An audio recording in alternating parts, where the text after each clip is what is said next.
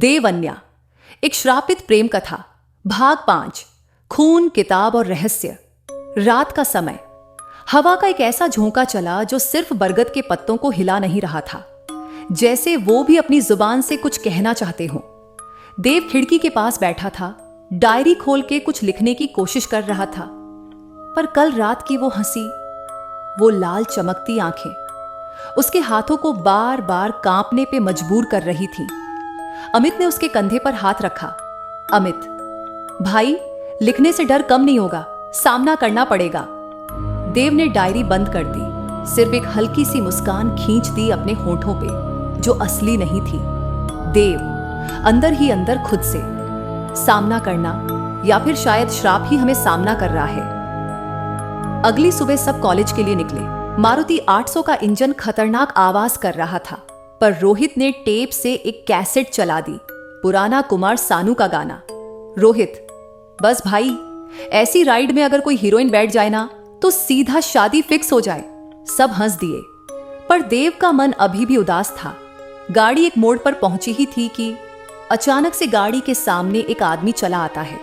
फटे हुए कपड़े, माथे तक लटके हुए गंदे उलझे बाल, आंखों के नीचे गहरे दाग, होठों से थोड़ी थोड़ी लार टपकती।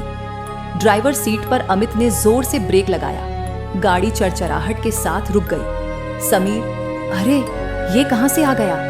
आदमी ने हाथ उठाया, सीधा देव की तरफ इशारा किया। भिखारी टूटे हुए अल्फाज में, तुम सब भाग जाओ, इसे छोड़ दो, वरना वो किताब देवदत्त सब मार डालेगा।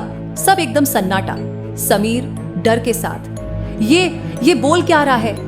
रोहित हंसी दबाकर, पर आवाज कांप रही थी। भाई, मुझे तो लग रहा है इसको कोई एक्टिंग अवार्ड मिलना चाहिए। तुम भाग जाओ, देव को छोड़ दो। अरे कौन है ये देवदत्त का आत्मा का दोस्त? अमित गंभीर होकर, चुप रह रोहित, सुनने दे उसे। पर आदमी फिर से वही लफ्ज दोहराने लगा, बीच बीच में रुकता, जैसे उसके गले में जलन हो। किताब खुली तो लाश, देवदत्त। अमित देव को देखते हुए, ये तुझे जानता है देव, और उसने नाम लिया, देवदत्त। ये नाम पहले सुना है मैंने, तेरे दादाजी का नाम था ना देवदत्त। गाड़ी के अंदर एकदम से ठंडी हवा चल गई। देव का चेहरा सफेद पड़ गया। उसने बस हाँ में सिर हिला दिया। कुछ देर सब चुप रहे, सिर्फ गाड़ी का इंजन और भिखारी के हाथ कांपने की आवाज। फिर अमित ने खामोशी तोड़ी। अमित, और उसने एक किताब का भी जिक्र किया, क्या तुझे कुछ पता है उसके बारे में? देव बेचैन होकर, मुझे क्या पता होगा यार, मैं तो खुद परेशान हूं कि ये आदमी मेरे दादाजी को कैसे जानता है। समीर टेंशन में, अरे तुम दोनों सिर्फ देवदत्त और किताब पर फोकस कर रहे हो। उसने एक और बात बोली थी, तुम भाग जाओ, इसे छोड़ दो। मतलब देव खतरे में है या हम सब? रोहित कॉमेडी टोन में, पर आवाज सच में कांप रही थी। मतलब हमें देव को यहीं छोड़कर भाग जाना चाहिए? अरे नहीं रे बाबा, कल रात को मैंने ही उसका ब्लैंकेट खींच के देखा था। अगर मैं उसे छोड़ दूंगा तो वो भूत ब्लैंकेट ले लेगा और मुझे नंगा सुला देगा। किसी को रोहित की बात कुछ समझ तो नहीं आई। फिर भी सब हंसने की कोशिश करते हैं, पर असल में डर छुपा रहे थे। भिखारी ने जोर से चीखा, भाग जाओ, और पेड़ के पीछे अंधेरे में घुस गया। गाड़ी के अंदर फिर से सन्नाटा। अमित ने एक्सेलरेटर दबाया। किसी ने एक शब्द तक नहीं बोला। कॉलेज के गेट के बाहर दो लड़कियां खड़ी थीं। एक सीधा समीर के पास आई और उसके गले लग गई। उसका नाम था रिया।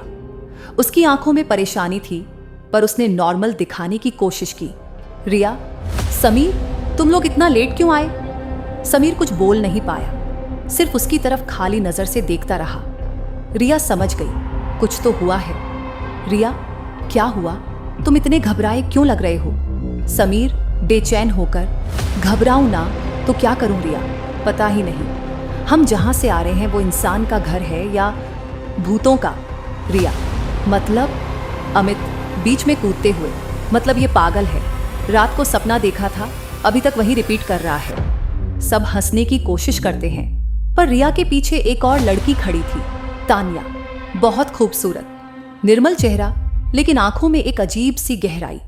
देव ने उसे देखा और तान्या ने देव को। दोनों की आंखें मिल गईं लंबे वक्त तक। जैसे कुछ अनकहा था जो वो कहना चाहते थे पर कह नहीं पा रहे थे। अमित ने चुटकी बजाई और बोला, ओ हेलो भाई, तुम दोनों का स्टेयरिंग कॉन्टेस्ट खत्म हुआ या हम चले? देव होश में आया।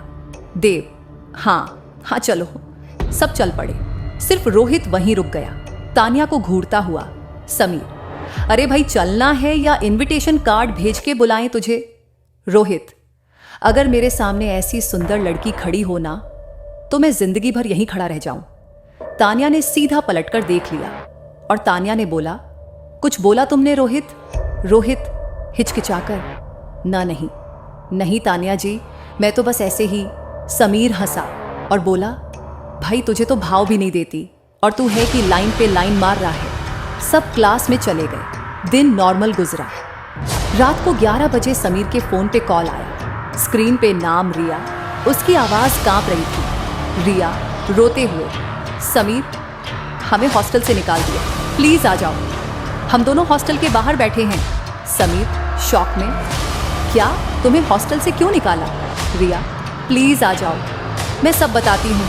और कॉल कट हो गया। समीर परेशान होकर देव, अमित और रोहित को देखता है। समीर, रिया और तानिया को हॉस्टल से निकाल दिया गया। अमित, पर क्यों? समीर, पता नहीं, बस रो रही थी। देव, उसके साथ तानिया भी रहती है ना? समीर ने सिर हिलाकर हाँ किया। चारों तुरंत गाड़ी निकालकर हॉस्टल पहुंच गए। बेंच पर रिया और तानिया बैठी थी। दोनों के चेहरों पर उदासी और थोड़ा डर। समीर दौड़कर, रिया क्या हुआ? रिया रोते हुए, वो बॉयज हॉस्टल के 2 लड़के हमारे कमरे में आ गए थे चुपके से। मैडम ने देख लिया और बिना बात सुने हमें निकाल दिया। अमित, तुमने उन दोनों लड़कों के बारे में नहीं बताया? रिया, बताया था पर मैडम ने कुछ नहीं सुना, सिर्फ हमें बाहर कर दिया। समीर, तुम उन्हें जानती हो? रिया सर झुकाकर, हाँ। समीर, कौन थे? रिया धीरे से, सुमित और राघव। ये नाम सुनकर देव का चेहरा बदल गया। उसके अंदर का गुस्सा उभर आया। देव जोरदार आवाज में, सुमित और राघव? वो बिना एक पल सोचे हॉस्टल की तरफ दौड़ पड़ा। पीछे पीछे अमित, रोहित और समीर भी। रिया और तानिया बेंच पर ही बैठी रह गई। देव हॉस्टल के अंदर घुसा, सीधा सुमित और राघव के कमरे तक। दरवाजा खुला था और अंदर का मंजर देखकर वो हक्का बक्का रह गया। उसके हाथ पांव कांपने लगे और उसके चेहरे पर डर दिखने लगा, जैसे वो ऐसा कुछ देख लिया हो जिसकी उसने कभी कल्पना भी नहीं की होगी।